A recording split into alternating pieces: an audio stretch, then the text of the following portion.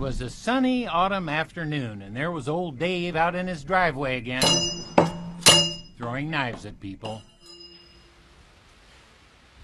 A neighbor, Lynn, dropped by for a spin. I live about 2 blocks away. I walk by every morning walking my dog. It's different. Greg lives next door.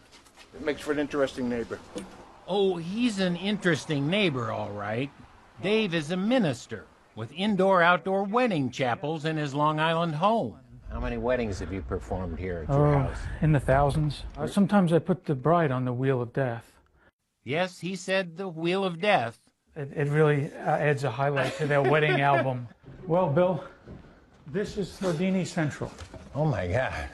Mild-mannered Reverend David Adamovich is also the Great Throwdini, master of the impalement arts. It's my stage name as a knife thrower. His attic is a cutlery museum, complete with a practice range. I've studied and analyzed and researched the flight of a knife. I've done it with high-speed videography, 60 frame per second stuff. I've done it with radar. He'd been intensively training to scale the Mount Everest of knife throwing. Wow, what am I hitting?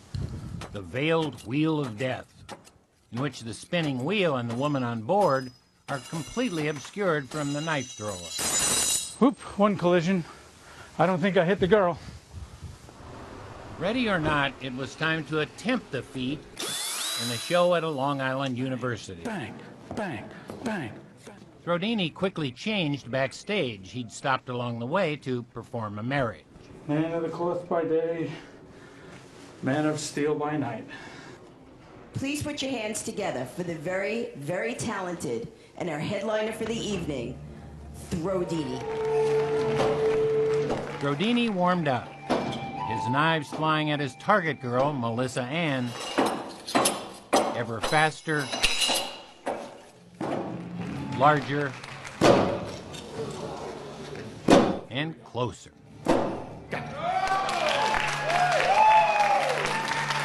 Now we really raise the stakes.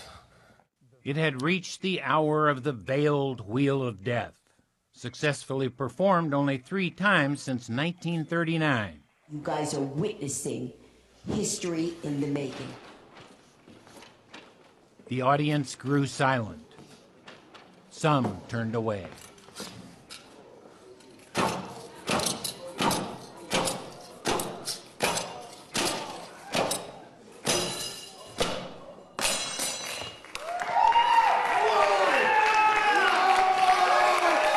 Throwdini made history,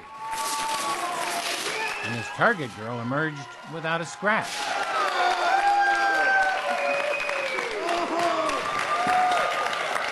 We did it. We did it. Let's hear it from Melissa. Have you had any serious injuries in your show? I knew you were going to ask that. There have been several incidents over 9 years of performing on stage, and they've never involved impaling or sticking the girl. They have involved scrapes. Why would anyone want to be a target girl? Melissa Ann. I've never been one to lead a very dull life, that's for sure. And, you know, I think I'm going to look back on this when I'm older and be like, oh, that was pretty cool when I was doing that. Melissa Ann is cool, calm, collected, and yes, to the rest of us, perhaps a little crazy. You have to be crazy to let someone throw knives at you. Whatever you do, don't run away. What do I do with my arms and stuff? You can cross them like this to get that elbow a little more. I like a last meal and a cigarette.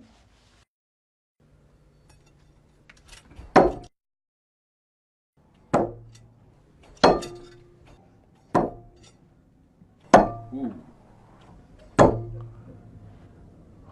You were rocking back and forth. Were you afraid of them? Was I rocking? Yes, you were. With each one, you were a little shift to each side. Yeah, I think it's natural. That's how the species got this far.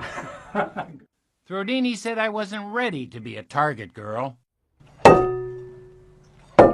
There's no flinching in the impalement arts.